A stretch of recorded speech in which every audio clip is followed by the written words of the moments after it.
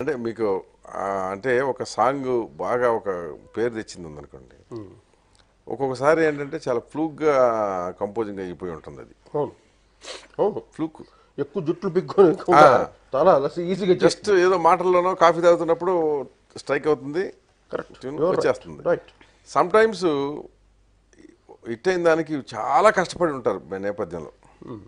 అట్లాంటివి ఏమైనా ఉన్నాయా అనుభవాలు? ఇప్పుడు అంటే అండి, ఇప్పుడు మన గువ్వ గోరింకతో ఒకసారి వినిపించాం, అది ఒకేసారి. ఒకసారి. అలాగే ముఠా మేస్త్రి సాంగ్ మటుకు చాలా 1.5 month పట్టింది ఆ టైటిల్ సాంగ్.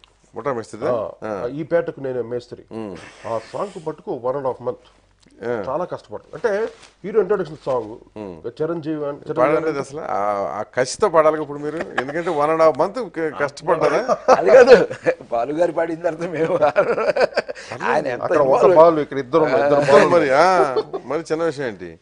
యా ఇరబ్బా హో ఇరబ్బా హో ఇరబ్బా హో హో ఇరబ్బా హో ఇరబ్బా హో ఇరబ్బా హో ఈ పేటకు నేనే మేస్త్రి నిరుపేదల పాలిటి పెన్నిదే ఈ పేటకు నేనే మేస్త్రి నిరుపేదల పాలిటి పెన్నిది కాయా కష్టం ఎరగని వాళ్ళకి ఖబర్దారు గస్తి ముఠా మేస్త్రి ముఠా మేస్త్రి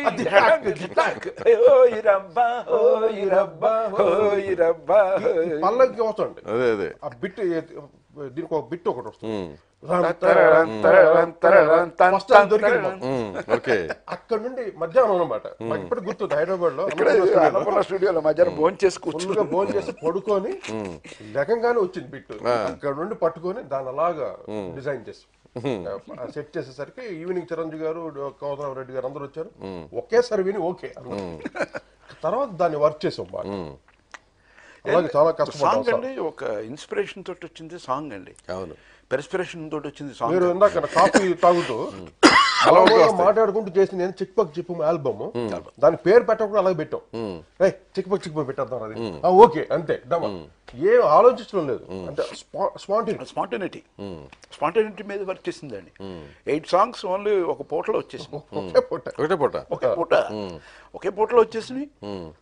సాహితీ గారు సాహితీ నిజంగా చాలా ఆయన బాగా టైం తీసుకొని ఆయన తెలంగాణ బాగా స్టడీ చేశాడు. లాంగ్వేజ్ రూరల్స్ కంతా వెళ్ళి ఆ లాంగ్వేజ్ అంతా స్టడీ చేసి ఫస్ట్ టైం మేము ఒక న్యూ వాయిస్ తోటి, ఒక పాప్ సింగర్, ఒక మేల్ అండ్ ఫీమేల్ రెండు మిక్సర్ గా ఉంటుంది ఆ వాయిస్, పాప్ ఉషా ఉదుప్లా అటువంటి వాయిస్ లో ఎందుకు ట్రై చేయకూడదని ఊరికే ఒక ఎక్స్పెరిమెంట్ లో ట్రై చేసాం. రెహమాన్ స్టూడియోలోనే తనే రికార్డ్ చేశాడు అన్ని. అది బయటకు వచ్చేసరికి ఒక మ్యాసివ్ హిట్ అయిపోయింది.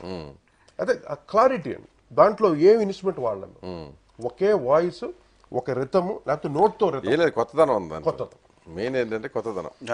The whole song goes only చిక్కు పక్కు చిక్కు బమ్ చిక్కు పక్కు చిక్. ఇది రాజు అంతా మేమంతా కోరస్ పాడతాం.